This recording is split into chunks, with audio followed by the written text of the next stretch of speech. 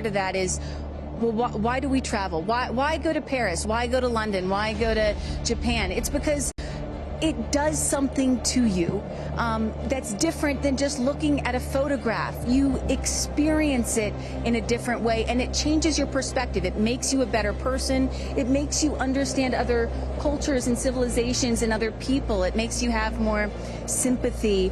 And you hear about the overview effect that these astronauts often talk about when they come back to Earth, and that is where you don't see Earth with borders anymore, and you realize that we are all just one. So I'm excited to see what they have to say. And I'm excited. Look, the moment has come here. So Ariane, walk our audience through sort of what happens next as they are approaching. Sure. So they have just driven down the road to space, the 2 miles. They're going to go to the north end of that circle and jump out of their Rivians and take a cool shot, a photo that is, with the rocket in the background. Again, all of this is very tightly choreographed, and we want to make sure that they do this quickly so that they can get back in the Rivians, go back around the circle to the base of the tower. At that point, we're going to get them into the elevator that will take them up to the south tower. That's the one in the background. They will enter into the safety shelter, where they will spend a couple of minutes there while our crew, the Blue Origin crew that is up on the tower, gives the final thumbs up that they are ready to load the crew into the capsule itself. You know, this is safety is paramount at Blue Origin, so we want the minimum number of people out there next to the rocket for the least amount of time. So we keep it fast. We keep all these procedures tight. But we got to do a quick photo shoot by the rocket. I mean, so good. It's history, you know? We got to capture that moment. And again, for those of you just joining us, this is something that I was not aware of. That beautiful rocket right there, News Trevor, didn't come out until this morning, right? So explain a little bit more for those people that are just tuning in, sort of how the setup works. Sure, that is correct. So at about 2 o'clock this morning Central Time, we rolled the vehicle out there. You see on the truck, with the capsule already what we call mated to the rocket. You'll see here in a moment the rocket, it goes very slowly, just want to make sure we take care of our baby as well. Goes out there, the truck will turn the vehicle vertical, and at that point we connect all the pipes and the hoses to the vehicle, and we start loading the vehicle with propellant. Right there, it's empty. That's for safety and security reasons. That's also, it makes it easier to turn vertical. We'll load the vehicle with propellants all the way up to the last moment. We put in there, you heard it earlier in our webcast, liquid hydrogen and liquid oxygen. Those are the two propellants that fire into what we call our BE3 engine, our Blue Engine 3. And our team in Mission Control from that point on has got their eyes glued to their monitors to make sure that the propellants in the tank stay within bounds, within temperature bounds, within pressure bounds. As they make their way here onto, they'll take the elevator, right? They won't take the stairs. That is correct. Yeah. So we just inserted the elevator relatively recently. It makes it a little bit more comfortable as you're going up to the top of the tower. You know, we're at about 3,000 feet above ground level in altitude up here in a dry, dusty desert. We just want to make it a little bit easier for them. And it's worth noting, too, so the 6 women are headed up. We saw Jeff is with them as well, but also crew member 7. Explain to those at home who crew member 7 is. Right. It's like, well, if you don't mind, I'm going to use a football reference for you, Aaron. And we come, I called you Aaron like your girl. Sorry. Oh, my goodness. We're often confused. Oh, my goodness. So it's like the 12th man in Seattle. This is like the 7th crew member. There's 6 crew members that are going obviously in the capsule. But nobody from Blue Origin will be in the capsule.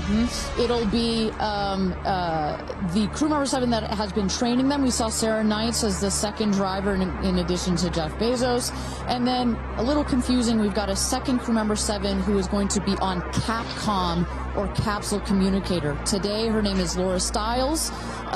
She will be the person that is in are in our astronauts' ears, communicating with them, making sure everything's going okay, also telling them, hey, this is when you can unbuckle, and this is when you can... That's her right there. That's Sarah Knight's right there, exactly. And now we are looking at what? So now the crew, as well as you see Jeff Bezos there, have gone into the safety shelter, and we're gonna wait there. You see Sarah Knight on the right. She's gonna just communicate with the Blue Origin team that is at the other tower just next to the rocket to make sure that everything is set and sorted for them to do their final load. This happens very shortly here. We clock it at about T-minus 35 minutes, but we'll only do it when we're ready. And in case some of you are wondering what a safety room is or why it's there, it's, again, what Ariane was talking about. You want to keep these astronauts as safe as possible for as long as possible. Of course, they'll be safe when they actually get in the rocket, but just in case anything were to go wrong, we had the chance to go inside this room a few days ago, and it is, I mean, is it a bomb-proof room? Do you want to say that? I mean, it is. It is. Yeah, and you feel it when you're in there. You're like, oh gosh, now this it is feels real. Yeah. And after going up that elevator, you know, for us, I think that's the moment where we weren't even going into space, and all three of us were like, whoa, okay, it gets real serious. Yeah. But I love the access that we obviously have in being able to see these women before they go up. For those of you just joining us, we are T-minus 34 minutes to launch for NS-31, Blue Origin's 11th human flight. As you can see there, a little live look in as them saying some words before they take off. So I know that we had started to expand upon it and then took a shot of the astronauts. So what will they feel? Sort of walk us through the physical part of what they'll experience, Ariane, once they are in the capsule. So once they're in the capsule and they're ready for takeoff, first they'll hear the engine when it ignites. It sounds like a pop. Everybody, listening will also hear that. It sounds like a pop, and the engine roars. We hold the rocket down for about 7 seconds. Make sure it's all ramped up.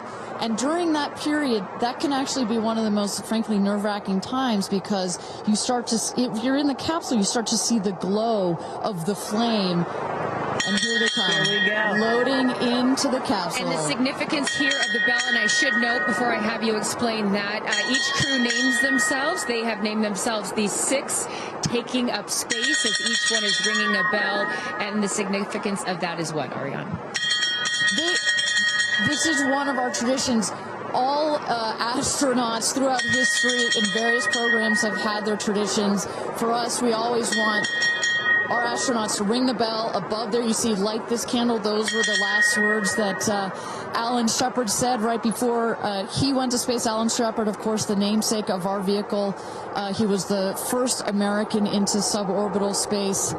And we just like to let the stars know that we've got some people heading their way. Absolutely. As they load in, I will... In my world, we call it an audible here. Just if we have any sound from mission control or anything, I'd love to take a peek at what's going on in there and just give the folks at home some idea of what's happening there.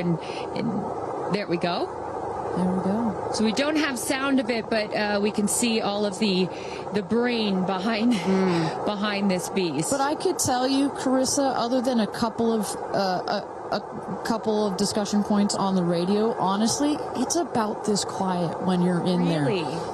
That surprises me, because you would think, like, in a control room in TV, it's a chaos, right? In the best way, but in there, it's quiet. And honestly, chaos is, quite frankly, the last word I would use to describe our mission control. This team, they're working through very specific procedures on a very specific timeline. They've done their own rehearsals over and over again. We also want to keep the communication line open if anything, if anybody's got to call it out. But it is a very well choreographed team we've got. And, when folks are wondering, what exactly are these soon-to-be astronauts doing when they're in these 2 days of training leading up to this space flight, it is exactly this. Simulating everything. They have done dress rehearsals and dry runs of everything that you're seeing here. They practice over and over, getting inside this capsule, strapping themselves in. And, one of the biggest things that they have to remember to do is when they get those, remember, they only get 4 minutes of weightlessness, 4 precious minutes.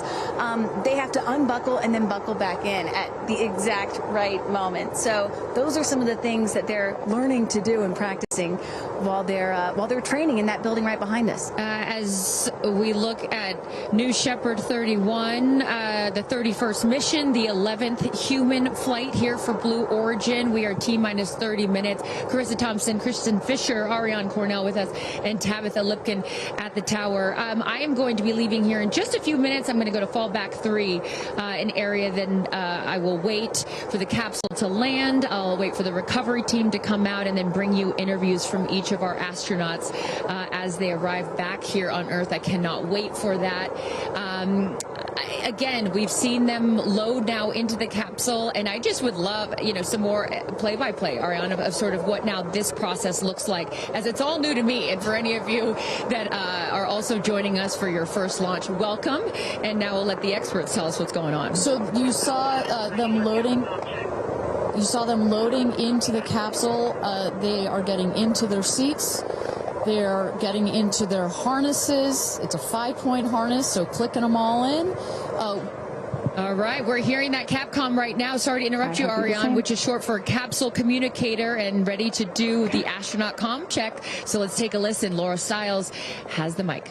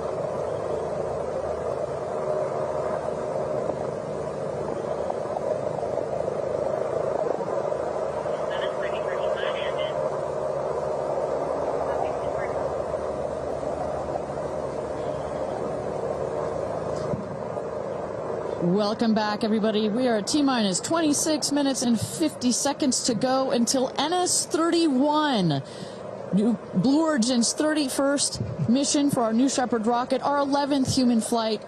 I'm Ariane Cornell here with Kristen Fisher at the desk. Carissa Thompson has left to get into place for her viewing spot for the launch.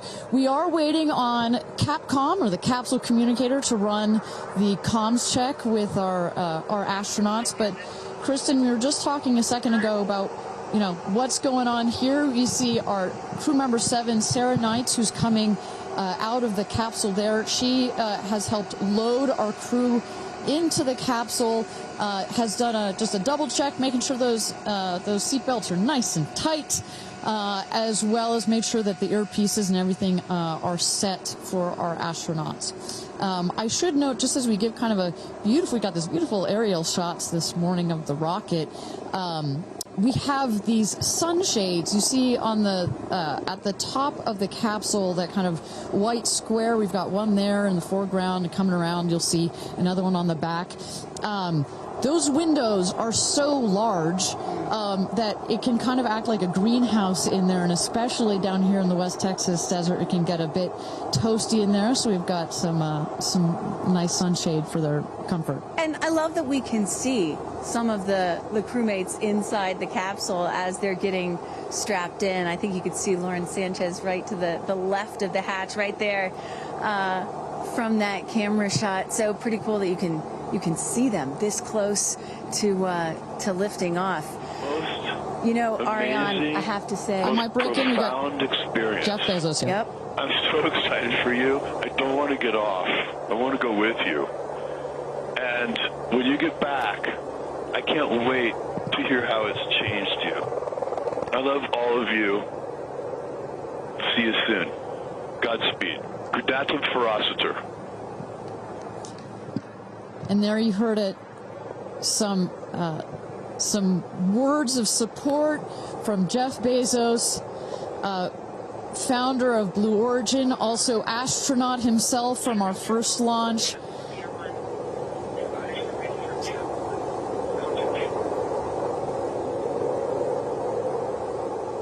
So, of course, Lauren Sanchez is Jeff's fiance, one of her supporters.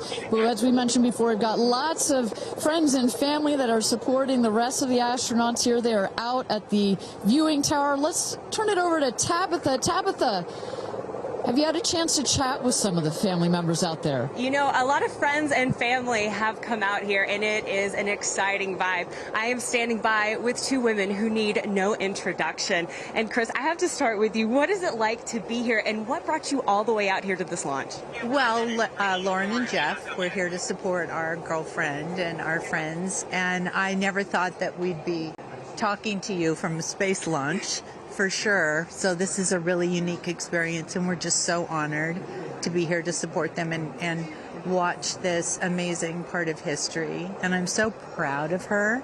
And I just feel like all of the female astronauts that are going to go up today. It's such a big day in history, and it's so empowering, especially my daughter is 7, and just to see something like this. And I mean, somebody said their grandfather was here that's 92, that they didn't even have transportation back then the way that we do now, and now they're going to space. It's pretty amazing. That's Aisha's grandfather, 92, came all the way here. That's where the story, I was like, I heard this story, and you know, he had no airplanes, nothing back in his day. Now he's seeing his granddaughter go into space. That's a beautiful thing. It's really incredible. And how does it feel also to be able to share this with multi-generations within your family? It's really something. It's just Kim keeps writing us because she was supposed to be here with us, and she's studying for law school, so she had a big test that she had to take. Again, something I'm very proud of, but she just keeps calling, going, I have such FOMO, tell me every minute of it. So it's very inspirational, and just super proud of the girls, every one of them. And it's a very brave thing to do, and I think it also just says something, like Chloe said, to my 13 grandchildren. Yeah. And what can you say to that too, for your children?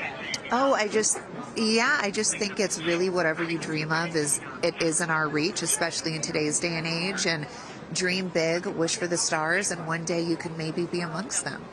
That's so beautiful. And just before I send it back, any last messages to the astronauts before they take off? I think just great luck. Be present. I mean, I'm so excited. I love the messaging that we keep receiving from the staff here at Blue Origin is don't film it through your phones, look through your eyes, be as present as possible. They will supply all the content that we need and to give to our families, but I love just being in the moment. Yeah, same. And we're gonna... Excited. Yeah, we're so excited. We're going to be in the moment too here. We're going to send it back to you guys at the desk, and we're going to start watching. Love you, ladies. Good luck. Bye. we had no idea that Chris and Chloe were going to be here, and we're about to be interviewed by Tabitha. So that was a nice little treat. They sure looked the part, you know. Oh, they're ready for their day out here in Texas. I love it. Yeah, and you know, for those of you watching, we're really in the middle of the desert. We're a solid 2-hour drive from El Paso. And as you were saying yesterday, Ariane, you know, you really get the sense like you start in El Paso and the more you get out here, you do start to feel like you're on another planet. I mean, it's got quite a moonscape, Marscape vibe. And our guests that are here today, as we just saw in Chris and Chloe, are dressing the part. Well, so let's bring it back to the real stars of the show, our astronauts.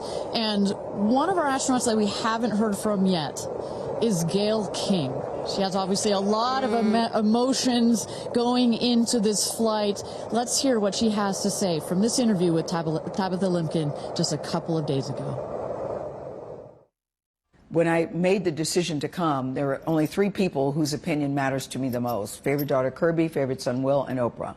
That's my kitchen cabinet. And all of them said, I think you should do it. All of them, much to my surprise, including Oprah. I really thought she was going to say, nope, I don't think you should do it. And she was like, do it. She said, I really think you should do it because you've been talking about it. And when it comes back and you're not on it, you're going to be kicking yourself saying, I could have gone and I didn't. And I don't want to have to hear about it for the next few years. And, you know, I think everybody in this group is a storyteller and explore, and to be able to take this message and tell other people what it was like from our different perspectives, I think is very significant. Do you have a message for the kids watching? You should always know that no dream is too big. You know, we have someone, Aisha, who was told when she was a kid, your dreams are too big, you need to dream smaller. No child should ever be told that. And so I want people to know no dream is too big. And also, LL Cool J said this to me once, dreams don't have deadlines.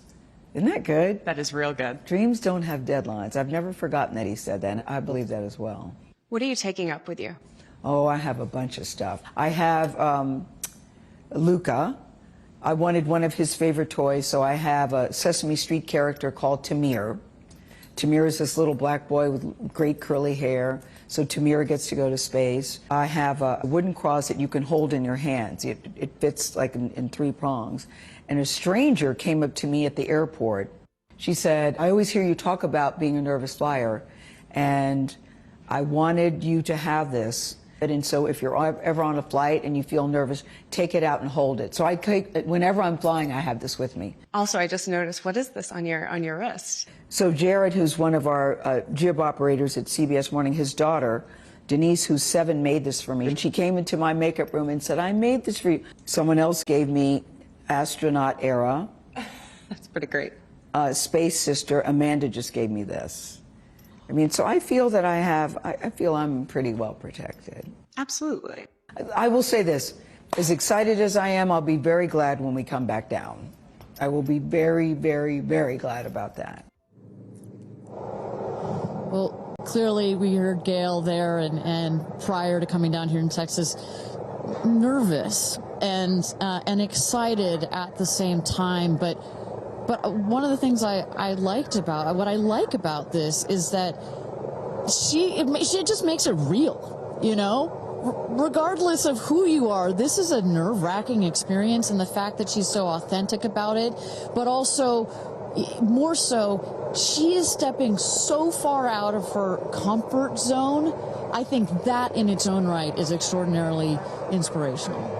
I think most people would feel the way that Gayle is feeling right about now. I would. You're about to launch into space. You know, one of the things that I find so refreshing is that, you know, back in the early days of human spaceflight, you had the Mercury astronauts, and they were all white male military test pilots, and they all had to have the right stuff. You could never talk about nerves or being nervous or your feelings or stuff like that. That was the wrong stuff.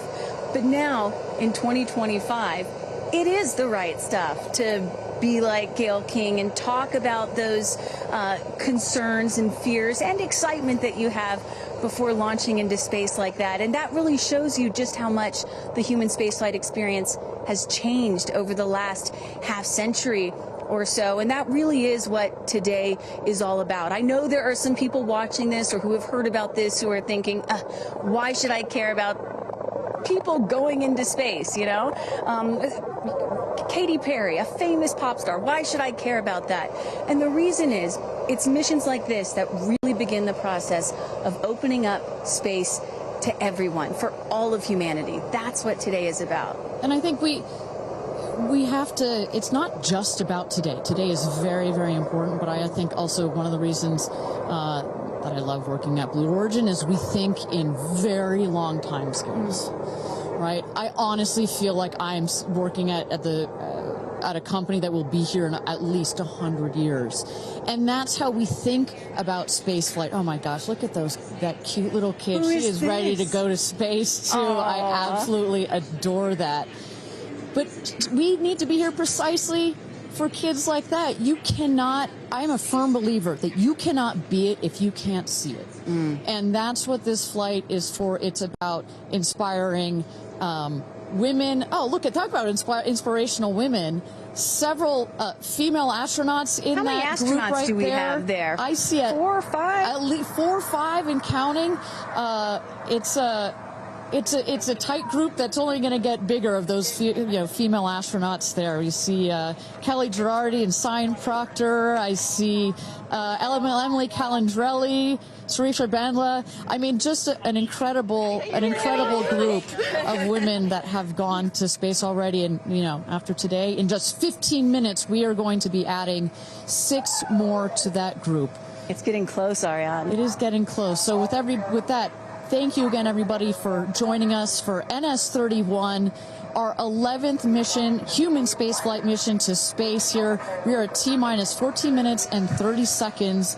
Just to give you a little bit of a preview of what is to come, at about T-minus 10 minutes, we are going to have the go, no-go poll. We're going to throw it back to mission control audio. And basically what that is we go through each of the important subsystems, and our flight director, shout out to Michelle Christensen, our flight director, our first female flight director at Blue Origin. She's going to lead that poll, and we're going to go to each one of the groups and say, are you ready to go for this flight? Is your subsystem ready to go for this flight or not? And they will go around the room, and with the final go, no go, it will be game time here in West Texas for this launch. Look at that. Now, this child is a little younger than you were when your parents went to space. A little bit older. Oh, excuse me, a little older, yeah, because I was just 15 months old when my mom flew in space. And, I think about what it must have been like for her to be a first-time mom and training for her first space flight all in 1 year. And she was a part of NASA's original first 6 women astronauts alongside Sally Ride. Of course, it took them, those first 6 female NASA astronauts, 2.5 years for all of them to fly into space. Now, today, Blue Origin is going to send 6 women into space in a single day. I mean, that's pretty cool right there. Incredible perspective. Also, was your mom just 6 months? You were just 6 months old when she started training? She was assigned to her first space flight when she was 8 months pregnant with me. Can you imagine? God, I have a 6-month-old. I can barely fly down to West Texas from Seattle. She gave birth to me on a Friday and was back in the astronaut office on Monday. I don't recommend doing that. As a mom of 2 myself, you're a mom of 2, I probably wouldn't do that. But respect. She did, Respect, that's huge. But I've asked her, I'm like, why did you do that? And she said, because I felt I had to prove something. I felt that I had to, pave a trail for women to come. And so as I'm sitting here today, I'm thinking a lot about what she did, the sacrifices she made to make what's happening today. Again, it's not normal. Human spaceflight will never be normal or routine, but this is the beginning of making this kind of travel. We got 4 moms on board, a grandmother, making these types of people going into space very routine. Now, talking a little bit about that, getting back a little bit into the flight profile and what they're going to feel as part of this now routine flight. So The 6 astronauts are currently in the capsule right now, all strapped in, ready to go. Their audio is working. We are waiting for the T-10 here for the go no go poll. At T-0, you guys are going to, all of us will hear the pop. That's the ignition of the BE-3 engine. It holds down the rocket for about 5, 6, 7 seconds. Inside the capsule, they'll start to see the glow of the flame, and then they will lift off. They will take off. They are in a somewhat reclined seat, and they'll start to feel the G-forces on their body. And so kind of like sitting in a car that's accelerating, it pushes you back against the seat. That's the same here, except they're going up. They will accelerate to they'll have 3 Gs. So here on Earth, we're at 1 G. When you accelerate to 3 Gs, so like if you're 100 pounds, it feels like you are then 300 pounds. But Kristen, crazy. It's crazy. But in that reclined position, it's dispersed across your body. Bad. It's not as bad. It kind of feels like a weighted blanket. Oh. And then it nice eases and cozy. up. It's nice and cozy as it gets nice and dark. I'll take a weighted blanket right about now.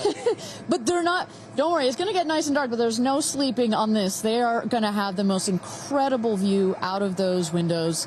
The capsule will separate from the booster.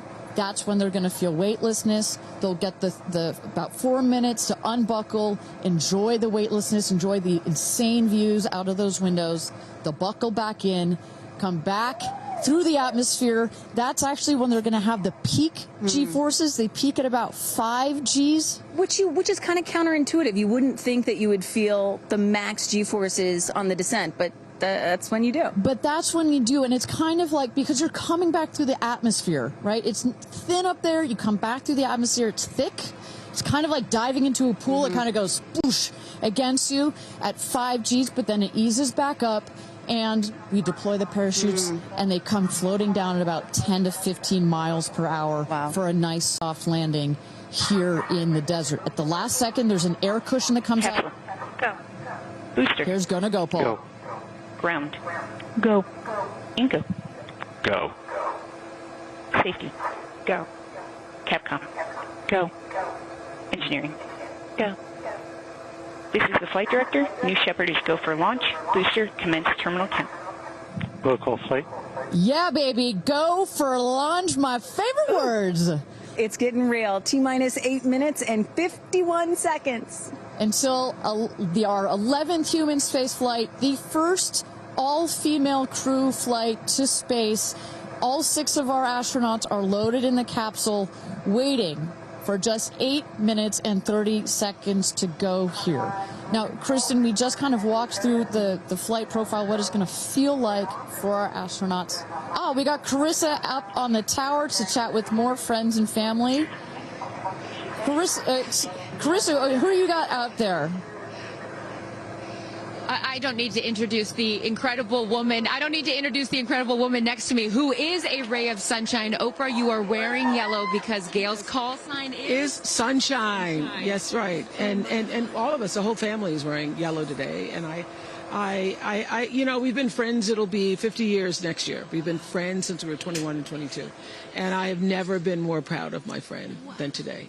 Never been more proud, because this is bigger than just going to space. I mean, I think for her, who anytime we're on a flight, she's in anybody's lap if there's the slightest bit of turbulence, has like real anxiety flying, and this is overcoming a wall of fear, a barrier.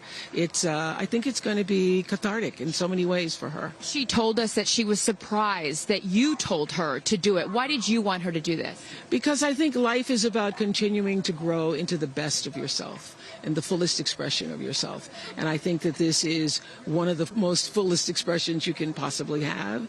And I know that I felt deeply that she would regret it. And I didn't want to hear about it for the next 15 years. I wish I had gone, you know. And I said, there's only one time that all the women are going up for the first time. You know, there will be other trips, but there's only one first time. Incredible. So to be a pioneer is great. What was the last conversation you had with her? I said, peace be still. Hold the God's unchanging hand. He's got your back. That's it. That's it. I know that as we're counting down here, we're getting excited for that go for launch moment. How are you feeling as her best friend? I feel so calm. I don't think I've ever been more calm because I think it's already done. Once she said yes, once she committed to yes, and Lord, did we all hear, should I do it? Should I do it? Since Thanksgiving, we've been talking about it. And so once she finally said yes, I was like, okay, we're going. It's a go. You know what I have loved is her vulnerability, because she's the voice of a lot of us that would be afraid, and she's okay to talk about being afraid. Why has that been so important to show that part? I think, you know, for every woman who's on this flight, it's about fulfilling something within themselves. For Gayle, it's about overcoming this great fear and also stepping into the moment of excitement. And I think, you know, it goes beyond this moment of just going up in space. I think this will be an everlasting experience. I was just thinking this morning, you know, Gayle has been there for me for hundreds of events. I can't even remember them, you know.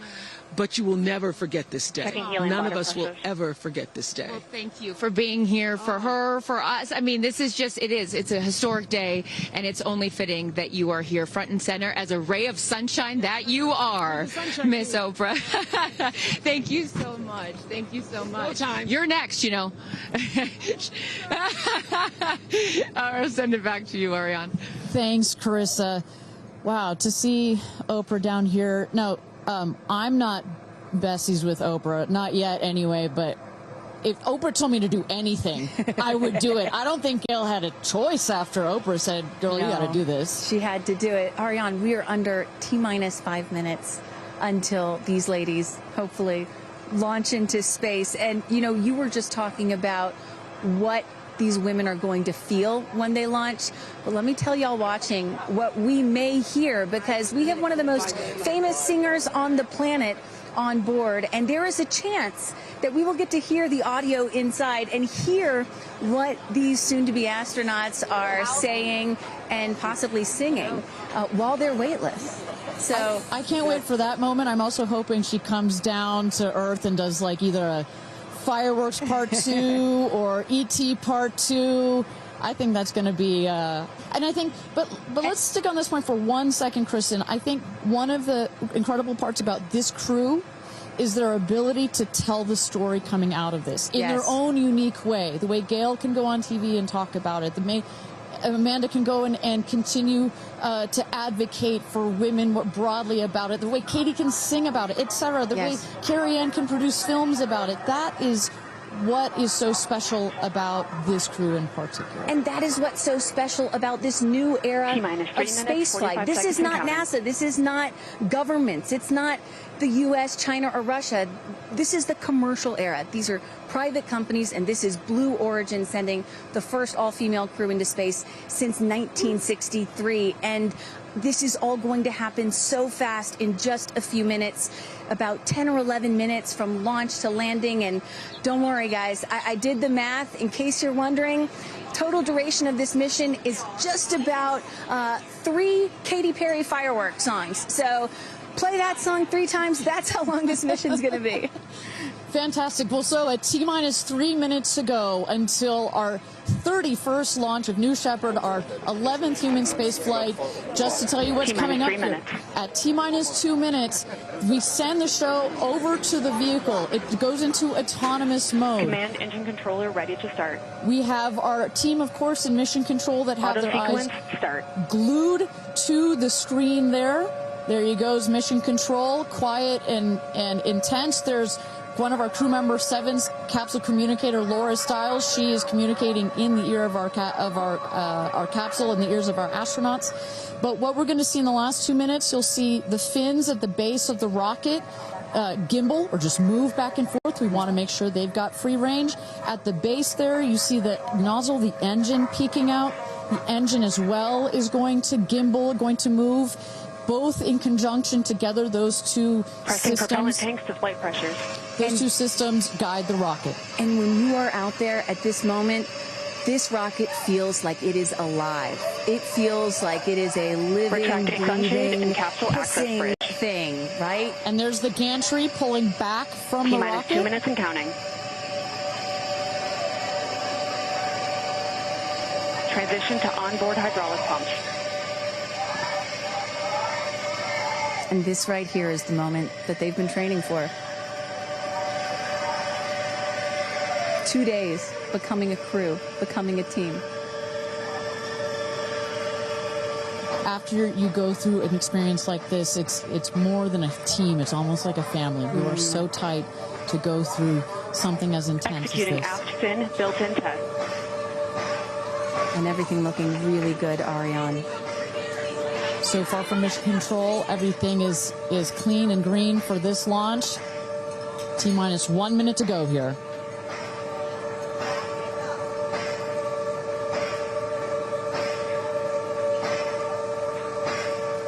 Engine thrust vector control built-in test in work.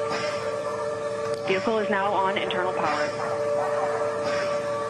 So in a moment here, we'll see those, what they call the bit checks, the built-in test checks.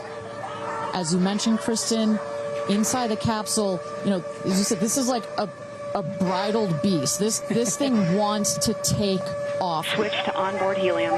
Here we go. Good luck and Godspeed, ladies. We're cheering you on from Let's planet launch Earth. this Thrust rocket. termination system is armed. T-minus 22 seconds and counting.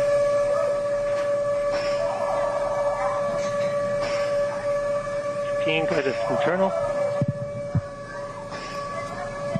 T-minus 10, 9, 8, 7, 6, 5, 4, command engine start, 2, 1, ignition.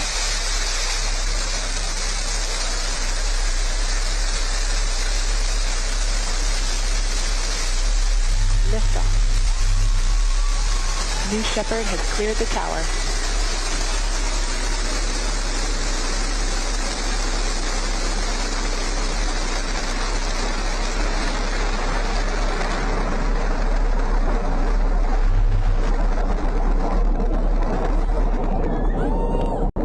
Flight. 6,000 feet climbing.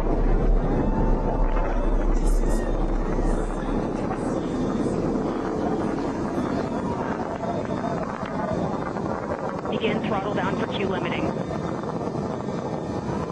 Engine response looks good.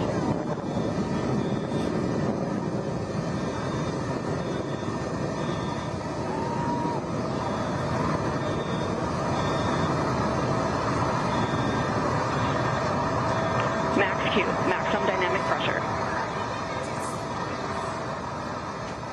Mach 1, vehicle is supersonic. Engine back up to full throttle. Supersonic, we have passed through max Q, maximum dynamic pressure. That's when the vehicle, the stresses between the atmosphere and the speed are at the maximum. So to punch through that is so important. You see the BE3 engines is firing beautifully. You see the stream of steam behind it. Those ladies right now are having an incredible view on their way to space. Passing through 80,000 feet, 1,300 miles per hour. You're going to peak at about 2,300 miles an hour over Mach 3, 3 times the speed of sound. Shortly coming up, we'll have MECO, main engine cutoff. We will turn off the engine, but the two craft, the capsule and the booster, will continue their ascent to space. Stand by, MECO.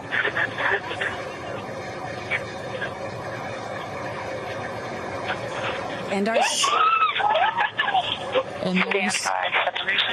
you saw the main engine is turned off. We're now going to separate the capsule from the booster, and at that point, Kristen, that's when all 6 astronauts are going to start to feel the weightlessness, and shortly thereafter, we're going to let them unbuckle. And that right there is the most critical milestone of this whole ascent. Oprah watching her best friend go to space.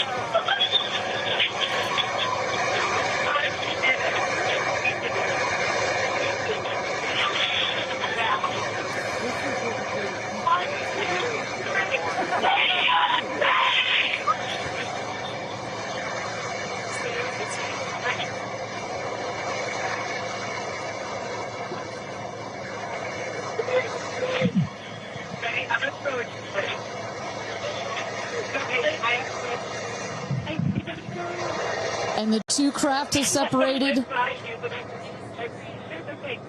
Put it up there. Put it up there. 328,000 feet, 100 kilometers. Welcome to space, ladies, or shall I say, astronauts. Oh, the moon! You guys, I have to tell you, look at the moon. Look. Oh, my God. Oh, my God. Oh, my goddess. That's our pink moon. I love you, Jeff Bezos. And just in case it wasn't clear, So much. those are the astronauts. Those are their voices that you're hearing. And there, they have hit apogee, the highest point in flight, well over 345,000 feet, well over the Kármán line. Wow.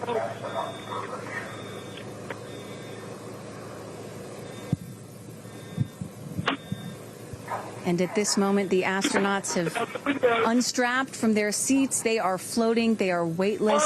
They are experiencing zero-G for the very first time in their lives. And Katy Perry did say that she was going to sing in space. I'm waiting for it. Waiting for it. 1 minute warning. 1 minute warning. So that is Capcom indicating a 1 minute warning for our astronauts to take in those last views before they get buckled back into their seats. At this point, both craft are descending already. Oh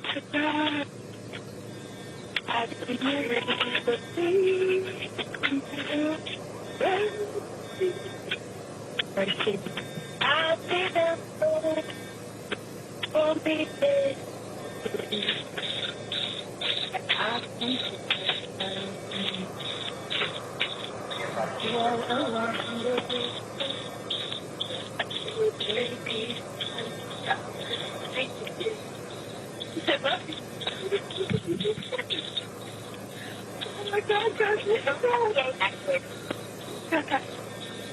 wow, so peaceful up here.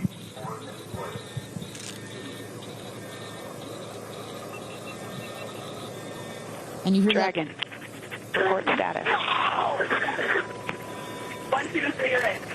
Copy, with report status.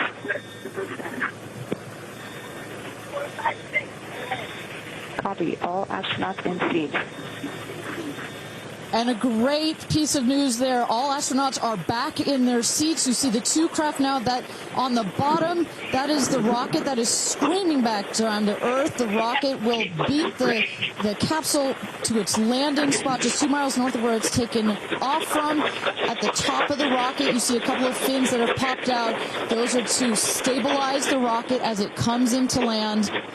Shortly thereafter, you will see the drag brakes that deploy that will cut the speed of the rocket in half.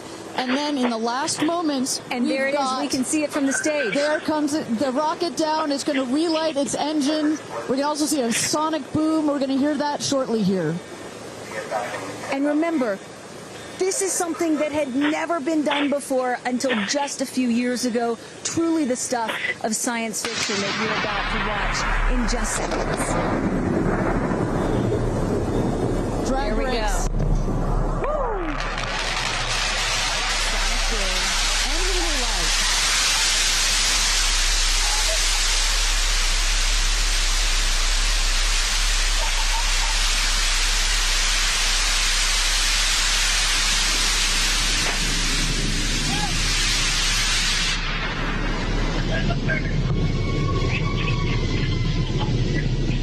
And booster touchdown, welcome home, New Shepard.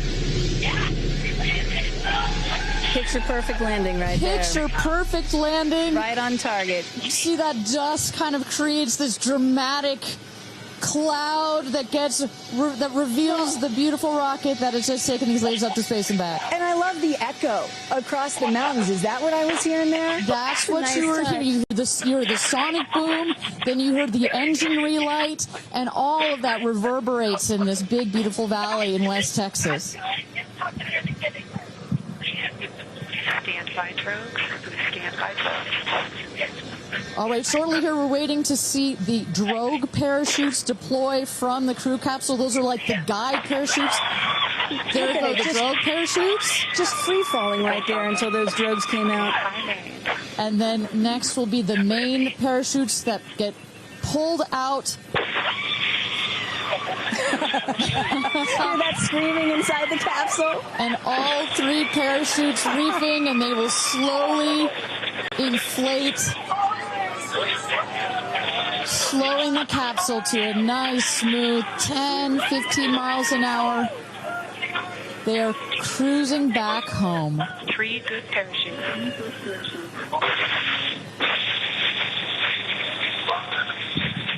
And I tell you, Kristen, from having gone through all of the simulations, I have gone through all of the training. They put you in the capsule that simulates all of this, including the sounds, and when you hear the motors of the parachutes pop out, that is the best moment in flight. Because I know Blue Origin does everything they can to make this as safe as possible, and y'all have an impeccable safety record, but it still has to feel really good when you know that you're coming back to Earth with those parachutes fully deployed.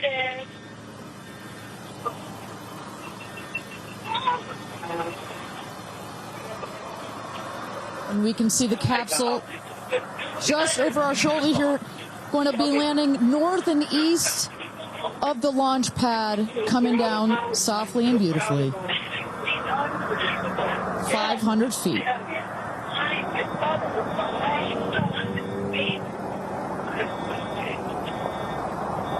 And you will see a puff of smoke when it touches down, a puff of dust. That's normal. A puff of dust, last milliseconds, air cushion that will kick up the dust. It's a very soft landing despite the sporty perception. There it is.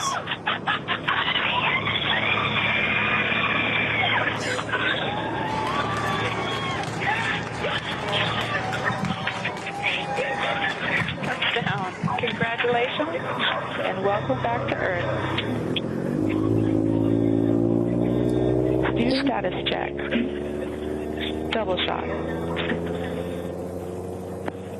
Kristen, just some incredible images there. The capsule. Copy. Welcome back. Heather. Nice. Let's wait for Aisha just a moment here. Make sure they're doing health checks in. Beautiful. Dragon.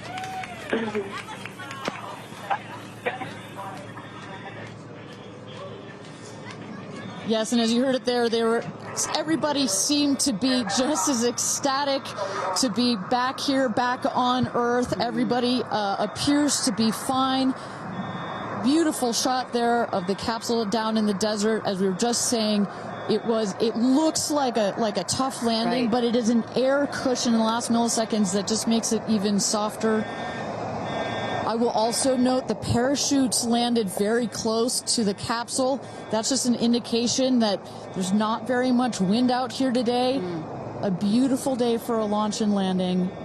A beautiful day to add 6 more names to the roster of astronauts that have been over the Kármán line into space. Carissa Thompson, what's the view from your road to recovery in the truck? Oh my goodness, you guys, as I've told you, this is my first launch. So standing out here with family, that moment of watching the rocket, and both incredible emotions, relief, excitement. You saw Oprah's emotion, Orlando Bloom, as I was walking jump in the car to go meet everybody and recover, he was like pretty good. So I can only imagine how these astronauts, now that we can officially deem them astronauts, are going to feel. I can't wait to get their reaction. We are headed out there now. I will check back in with you as soon as I have them. Sounds good, Carissa. And as everybody can see, she is those recovery crews are screaming out there. So we actually send them out as soon as we spot the capsule. And there's little Rose, Katie's daughter, who is just Daisy, excuse me, who is just seeing her mother go to space and come back. I'm sure she cannot wait to say hello. So, but as I was mentioning, the recovery crew is heading out there. We send them out as soon as we can see the crew capsule and spot the crew capsule descending. There will be at least 2 trucks that go out there. What you'll see is they will come around the capsule. We also have crew member 7 who's in there. She will run out, go around to each window, make sure that each astronaut is fine, and the recovery crews will safe the capsule before we exit the astronauts. You know, it's hard to pick a favorite moment, right? Launch, landing, it's all good. But the moment coming up might be my absolute favorite, right? It's the moment the recovery team gets out there, then all the friends and family, and we get to see the astronauts emerge from the capsule, and we get to hear what they thought from the last, 10 minutes or so that they were up in space. And I think one of my favorite things that I've ever seen in covering space, certainly with Blue Origin, was that moment for William Shatner, Captain Kirk, as he emerged from the capsule. And this is exactly why you want to send people that are not just professional astronauts into space. What he said was so moving that day. 100% agree.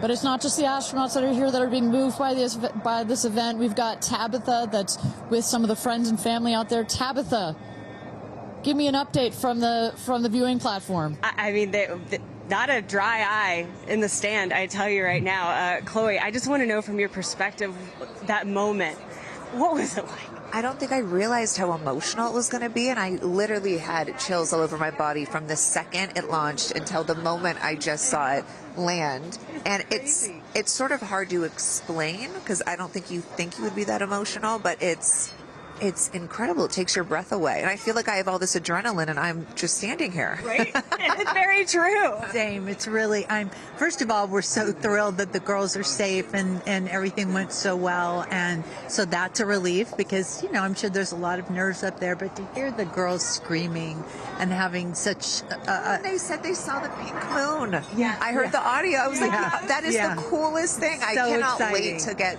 the footage from inside and to see that. I want to hear every little emotion that they had, and we can't wait to see the footage from inside. What are the chances? The pink moon, the rocket launch. It's so exciting. It's a great day. It's been a pretty phenomenal day. So when are you guys going up is the real question. Oh my gosh, I don't know, but this made it a little more enticing, I will say. But I don't know. But I've learned to never say never. Right. That's right. You can go on behalf of the rest of us, but thank you. I think we'd all drag you off of the tarmac before we let you go up. But I like you being an observer. Okay. Yeah. We love being able to share this experience with you, and thank you for sharing how you feel out here with our audience. So it's been really, really incredible. So yeah, the emotions are high because it's so exciting and energizing. And gosh, Kristen, Ariane, I don't know what to say. I did cry. I didn't think I was going to cry, and I cried. Tabitha, I love you putting them on the spot there. Chloe and Chris, are you guys going up? Keeping up with the Kardashians In space. We're waiting for it. That's the all next all lady launch. Well, thank you so much, Tabitha, for that. And you could see that, you can hear that, you can hear from Tabitha. Even she is emotional and has tears in her eyes. When you're down here for one of these launches, and Carissa, when we get her back on the line, I'd love to hear her thoughts on this. The intensity and the energy and the emotion out here, even though you're in this remote place, but it all gathers here in this valley, and it's really intense. No matter how many times I've seen all 31 of our launches, it gets me every time. Well, anytime somebody says, I don't get it, what's so exciting about space? Come to a launch. Come see a launch in person, and then you'll change your mind. And, I'm just, as we await the moment where these astronauts emerge from the capsule, I'm reminded of what William Shatner said on his mission. He said, "What you have given me is the most profound experience I can imagine. I hope I never recover from this." And I love that. I hope I never recover from what I just experienced. And one of the neat things about this is these women were not in space for several days where they had time to get acclimated to it. They only got 4 precious minutes of weightlessness. And so that high, that feeling of, ooh, I want more of whatever that was, is still so fresh, and you really get to see that when they step out of the capsule.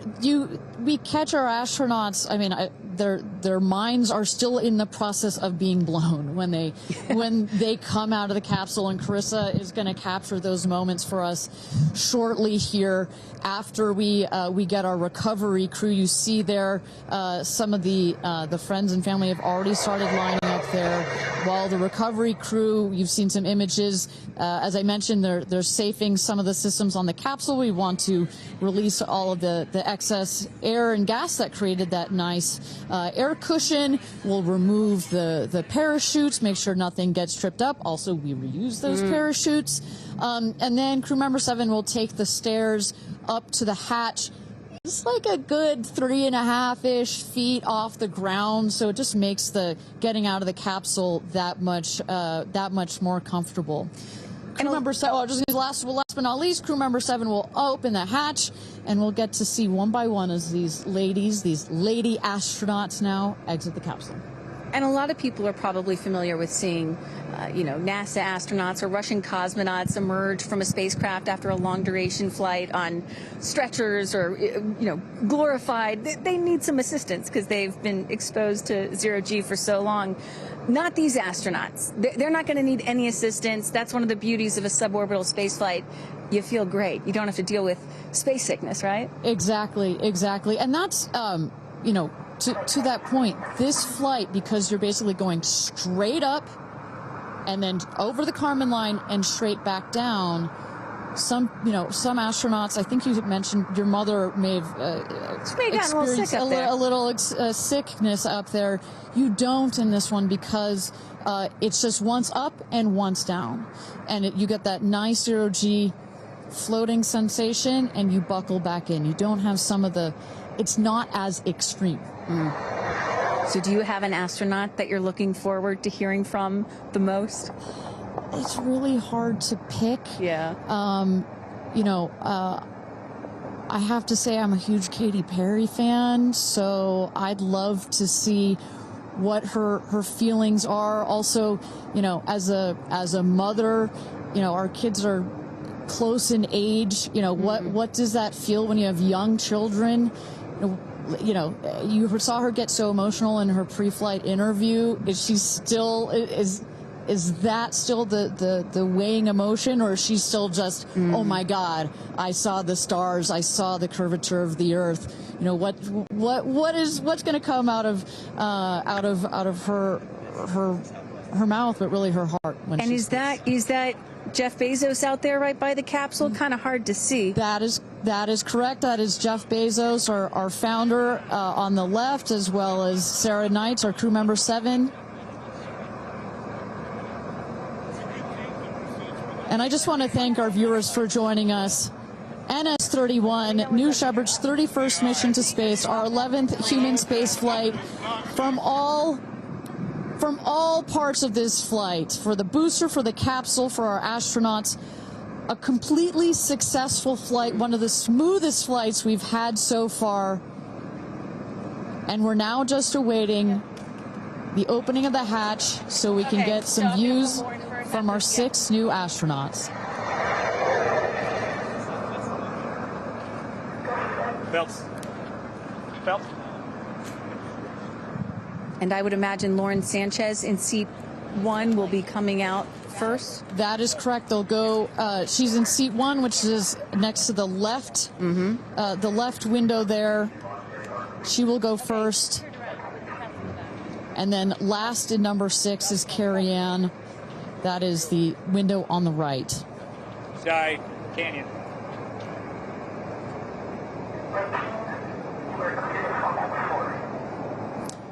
See those vans arriving. Those are friends and family.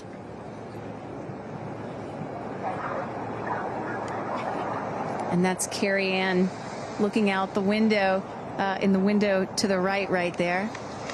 Lauren Sanchez on the left, and you really get a sense for just how big these windows are. I mean, when you're inside this capsule, it's almost as though you're getting a full 360 panoramic view. One of the cool features of this capsule, the largest windows of any spacecraft. So over a third of the surface area of this craft is windows, and that's on purpose.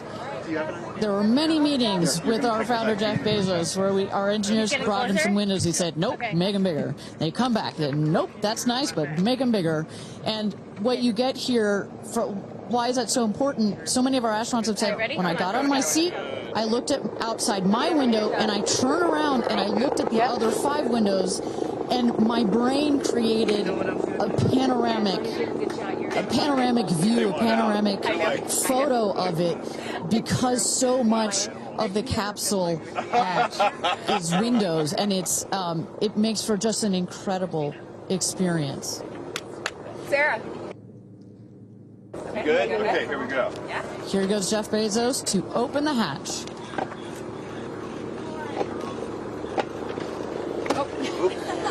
She didn't really close it again. Come on out, guys. Yeah, of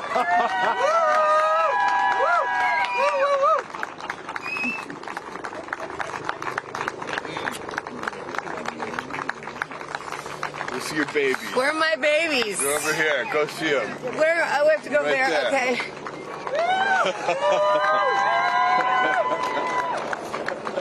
Katie! Woo!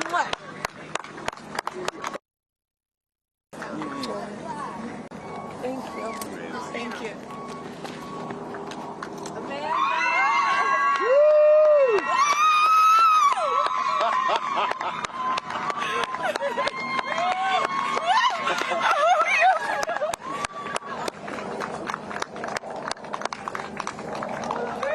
Aisha!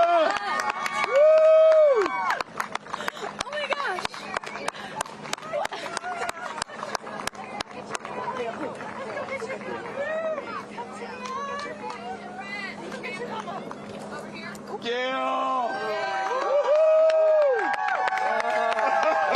I just have to have a moment with the ground. Let me just appreciate the ground for just a second. Thank you, Jesus. Oh my God. That was amazing. Yeah. That was amazing. I'm so proud. So proud of you. Oh, there we go.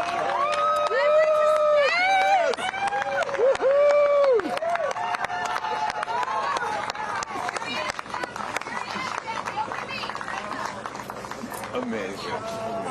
I'm so proud of you. Kerianne, we got your people over here. Come right around the bushes here. Come on.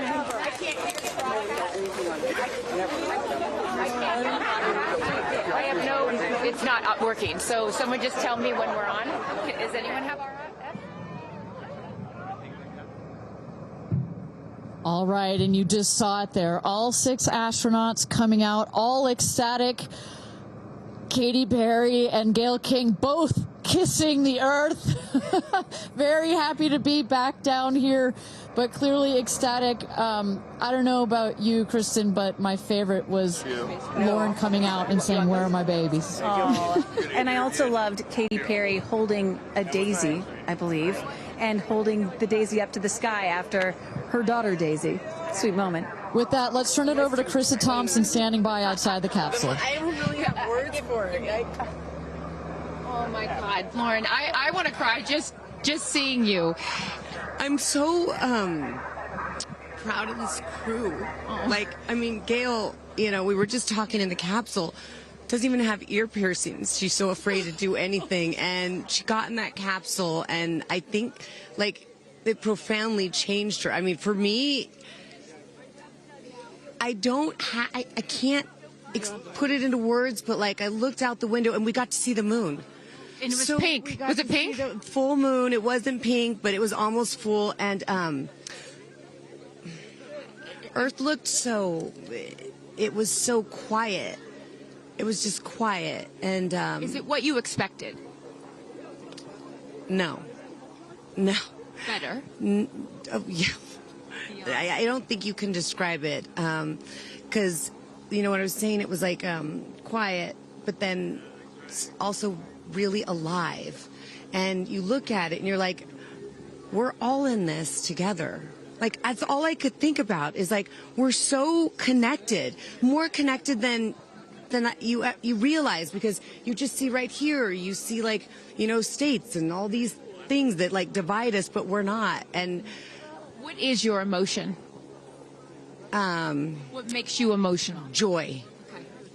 Complete and utter joy and gratefulness. Like, it makes me want to come back and just hug everyone and be like, oh my God, we're in this together. Like, that's what this is. And Jeff had told you that it will change you more than you know, and I know you're only a few minutes removed from the capsule, but I can tell already. Emotional. Yeah. To be this I did. I'm like, I don't cry that often. So I didn't expect to be this emotional, but it's also all the love that was in that capsule, and all the heart and the feelings and all the things, and like seeing Jeff before I left, I just went, I had to come back. I mean, we're getting married. If I didn't come back, that would be a bummer for me. Only you, by the way, would say this to me. You said, Jeff, if you don't want to marry me, you don't have to send me to space. Don't have to send me to space. What an incredible experience for you. But the fact that when you're in there, we got to hear some of your audio, but give us some of those moments when you guys, just from the second you took off to the second you landed, describe, if you can, for us what we didn't get to hear.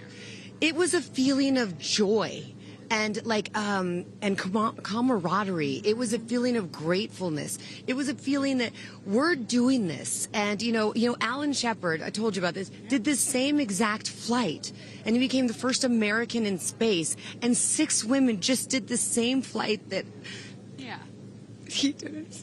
Oh, I just want to keep hugging you. It's really cool. Yeah. And I hope that more people get to see this, because I feel, I don't even know how much it's going to change me. And I want to thank the Blue team. I mean, look at them. I mean, they work so hard to make sure this vehicle gets up and safe. And I'm so proud of you. I'm so proud of you. It's one thing to say you're going to do it. It's another thing to actually do it. And I know there's a phrase in your family that life takes off on the other side of fear. And here you are, just having landed back on Earth. And now you are officially, Lauren Sanchez, already adding to your extensive resume, you are an astronaut. Congratulations. Thank you. I'm very excited. I'm excited to share it with the world, and I'm so grateful to everyone here. I love you. Go be with your family. But to process and download what just happened to me. Well, get on in here, Amanda. Someone that can now articulate exactly how Lauren is feeling. Lauren being so candid about overcome with emotion. How are you feeling? I know, Amanda, this has been a dream of yours, a long-awaited dream, and now it is finally official. You are an astronaut. Congratulations. Thank you so much. I usually have nice words to say, but in this moment, I just want all survivors to know that you can heal. No dream is too wild, and that if it's so wild out there, like going to space, you can absolutely make it through, and it can absolutely be possible. You mentioned to us prior to going up, you said that you needed to go to space to heal. I know you're only a few minutes removed from this incredible experience. Do you feel healed? I had a zero-G indicator that I didn't know if I would bring, and I ended up bringing it. Okay. And explain for the folks at home that don't know what that means, what it is that you're holding. Yes, the zero-G indicator is something all astronauts have that floats once you hit space, lets you know you're there. I brought a promise that I wrote to myself. I've talked about that. And share for what is this right here? Yes, and this one I didn't know if I would bring, but I ended up bringing it and floating it, and it's the hospital band from the day. And I got to honor her today, and I'm so grateful to the thousands of people, the engineers, the scientists, just everyone who has made this a reality. And you also have written here, I know that you had this on your laptop, right? Yes, that's right. This is my zero-G indicator, a promise I made to myself that if I were to pause my astronaut dreams and fight for rights, that one day I would return to her. And it says, never, never give up. Well, those dreams are no longer on hold. You are finally an astronaut. Congratulations. Enjoy this moment with your family, and thank you for sharing it with us. Thank you, Amanda. Kerianne, you said to me yesterday, you said, when I get out of that capsule, I'm going to be an emotional wreck. And I think what I will just say, for anyone that has never had the great privilege of being here, this is my first time at a launch, and it is very emotional. Describe, if you can, how you're feeling. I have almost no words. It was the most incredible experience of my life to be up there and see like such vast darkness in space and look down on our planet. The moon was so beautiful, and that was like, I felt like that was a special gift just for me. I'm so sorry. No, don't apologize. Are you kidding? You just went to space. You just went to space. This is it. And like knowing that everything, like everyone I loved was standing down there looking back up at me. And I just hope that these types of experiences, clear a path for everyone to be able to do that. You told us a beautiful story about your son when you told him you were going to go to space, and that, get over here so I can hold you, and that he went back to school and he was all excited to tell his friends that his mom was going to space, and they said, your mom can't go to space. Moms don't go to space. Well, guess what? This mom just went to space. Congratulations. You are officially an astronaut, and I know you're wearing a very special necklace from an incredible group of people that you hold near and dear to your heart. What would you like to say to them watching? I'm wearing a few necklaces today. My dear friends threw me a blast-off party and gave me this feather, which obviously represents the Blue Origin logo, and it felt so special to have it close to my heart. And in space with me. And I feel like it helped me take all of them with me on this journey. Yes. Well, I will let you go enjoy this historic moment with your family, and thank you for sharing it with us. Congratulations. You're an astronaut.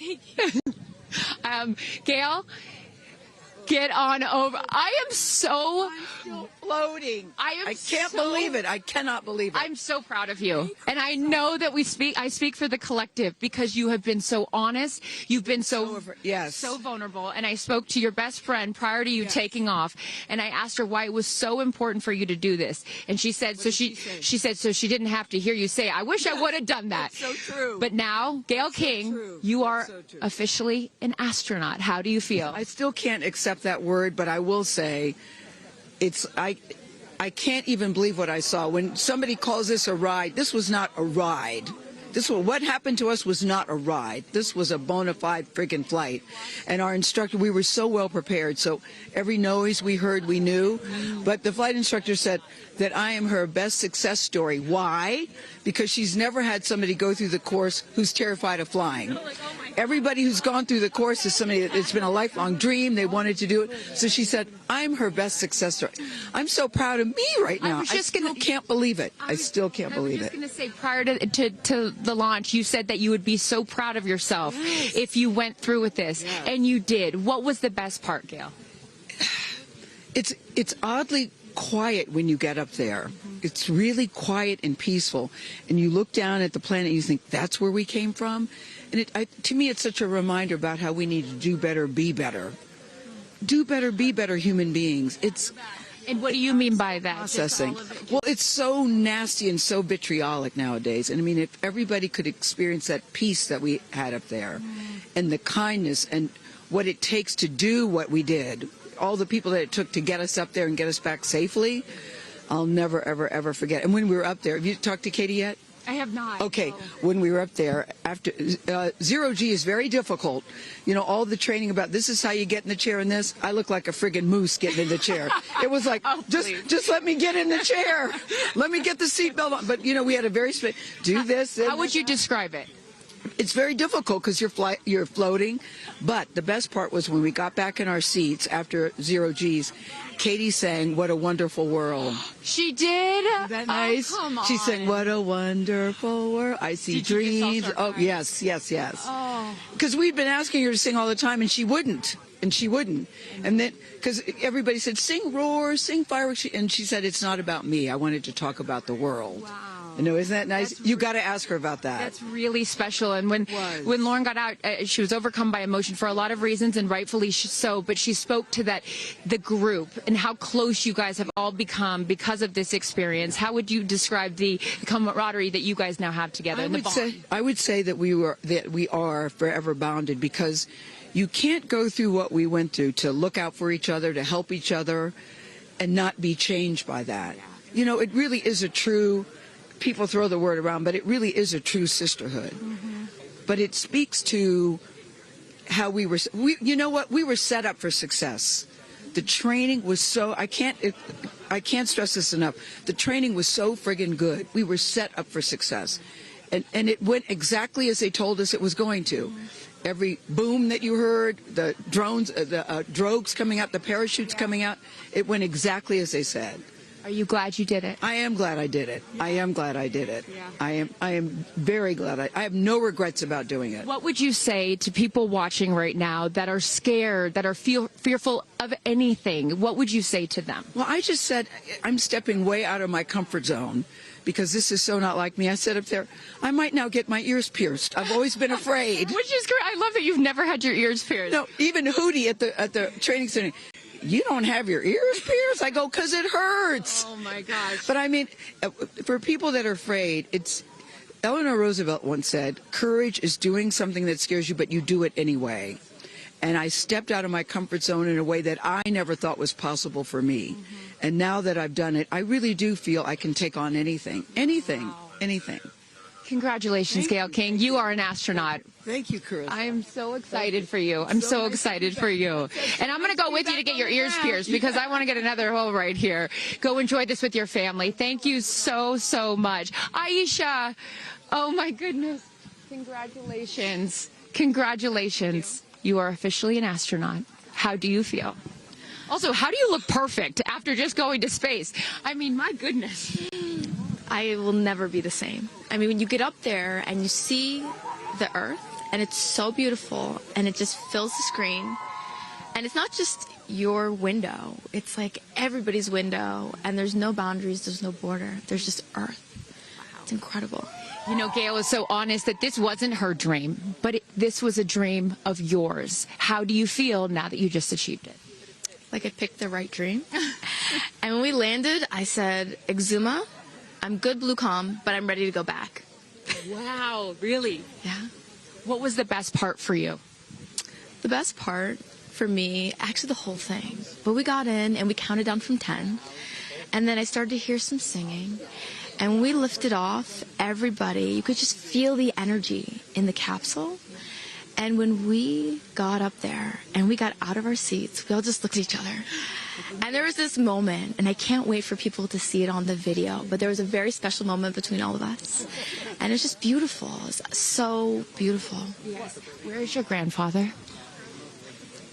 Your 92-year-old grandfather, who I know you were so excited to bring. What did he say to you when you got out of this capsule and got to see him for the first time? He said, I was really worried for you, but then Oprah squeezed me. Oprah has a way of making us all feel just a little bit more at home and a little bit calmer. I know your father is watching down on you, and he is your angel. What do you think he's thinking right now in heaven? I think he was like, woo! To have the opportunity to have flown his star in my flight bag and to have a perspective that very few people get to have of Earth, I just feel a renewed connection to everything in life and where we are, and I can't wait to go back out there and pour what I've learned into the world. You have given so much to so many, and I know there are a lot of people watching right now, some young boys and some young girls that are inspired constantly by you. What would you like to say to them? Dream it, plan it, and go and do it.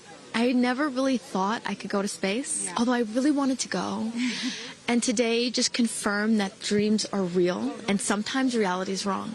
Your dreams just came true. Congratulations. Go enjoy this with your family. Thank you for sharing your experience with us. Katie.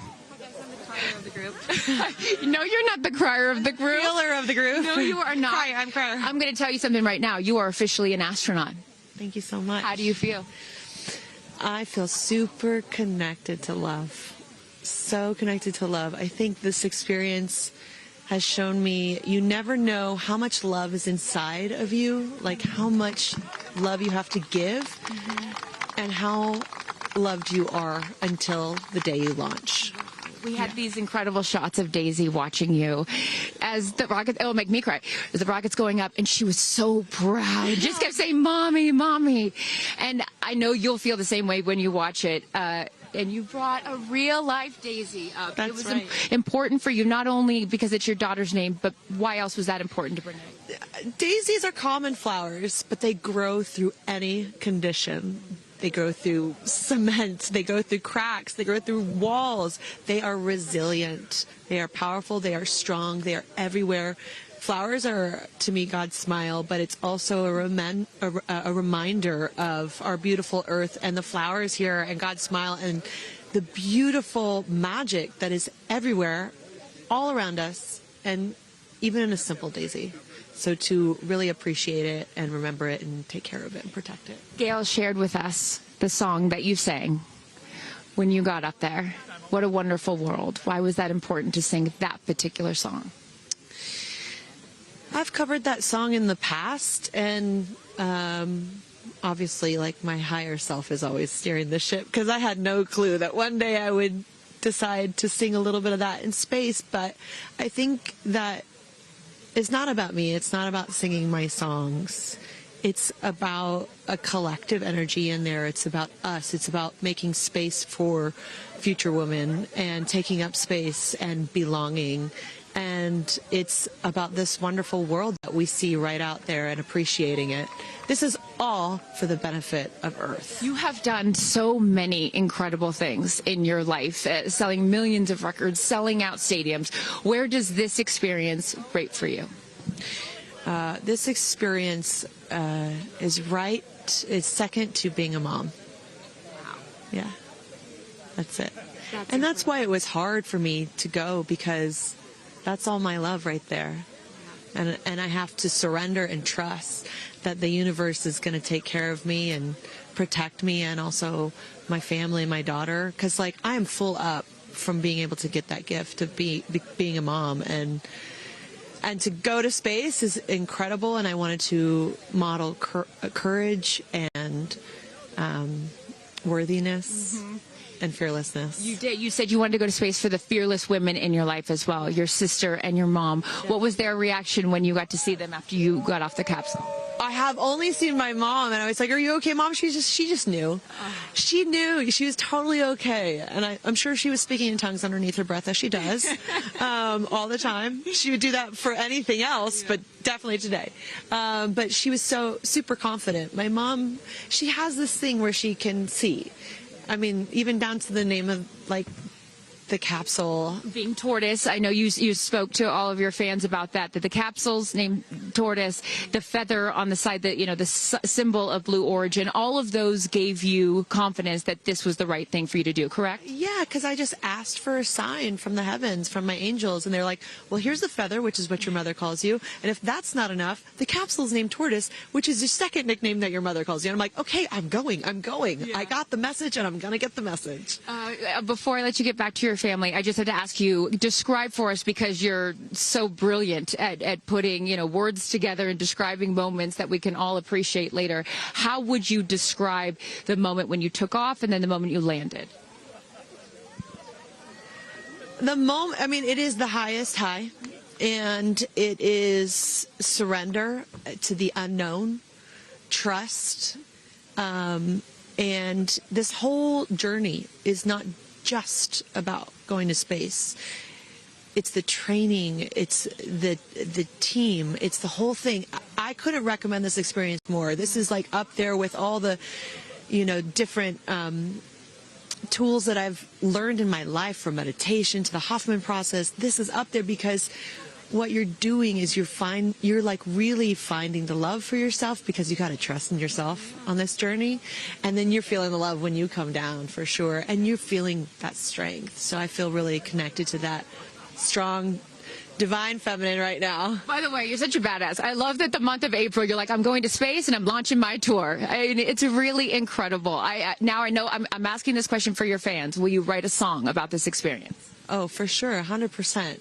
And not only that, I got to reveal my set list for the tour on a butterfly. How apropos. Incredible. Just flying in space. I don't know if anyone's ever in space. I don't know if anyone's ever done that before, so I'll just There's a lot of things that you have done first. You are now officially an astronaut, and let me just tell you, on behalf of everyone here at Blue Origin, our webcast, and everyone, all of these individuals that put this incredible thing on, congratulations. Thank you so much. Thank you for sharing your experience. Is it a 10 out of 10? That's my review. 10 out of 10. You There's definitely no go for it. 10 out of 10. Thank you, Katie. Congratulations. All right, you guys, so many fun moments that we'll continue to see as we get the footage. But I'm going to send it back to you and let these incredible astronauts enjoy their time with their friends and family. Thank you so much, Carissa.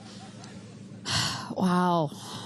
Kristen, I mean, 6 inspirational women in their own right, eloquent. I could not be that eloquent coming down from space. You know, you heard Katy Perry saying 10 out of 10, but number 2 experience only to being a mother. What were some of your takeaways from what we just heard? You know, Gayle King used the word sisterhood. I'm feeling the sisterhood today. First all-female crew to space since 1963, and that was a solo mission, Valentina Tereshkova. And I'm with an all-female broadcast team here at Cheers, Launch sister. Site 1 in Blue Origin. Ariane, it has been a complete honor to work alongside you. It has been such an honor to watch all of the things that these women and their loved ones have said about what this experience means to them, because I am a firm believer that if you don't understand why people come out here to watch a space flight, it's just because you haven't seen a launch yet and you haven't been a part of this experience. And I truly believe what we witnessed here today is something that will continue to open up spaceflight and this experience for all of humanity and our little ones at home. 100%. You know, I said it earlier. You can't be it if you can't see it.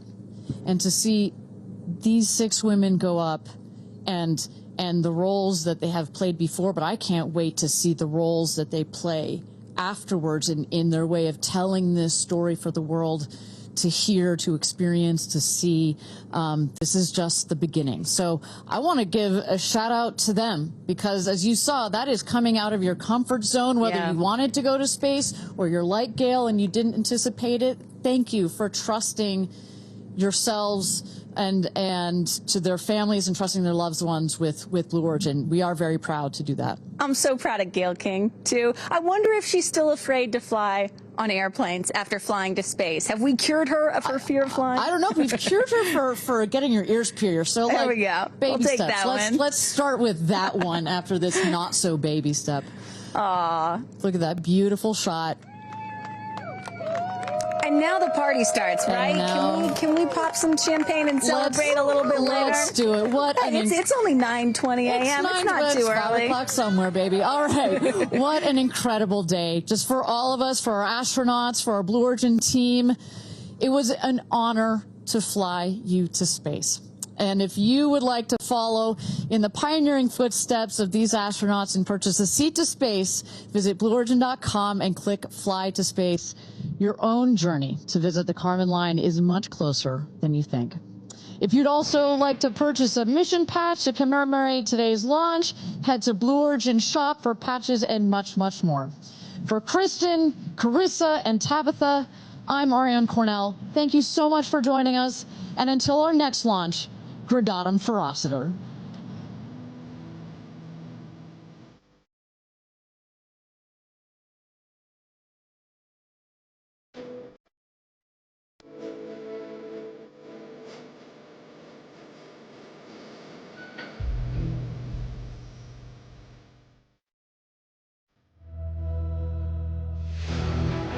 Have you ever dreamed of going to space? A once-in-a-lifetime journey is closer than you think.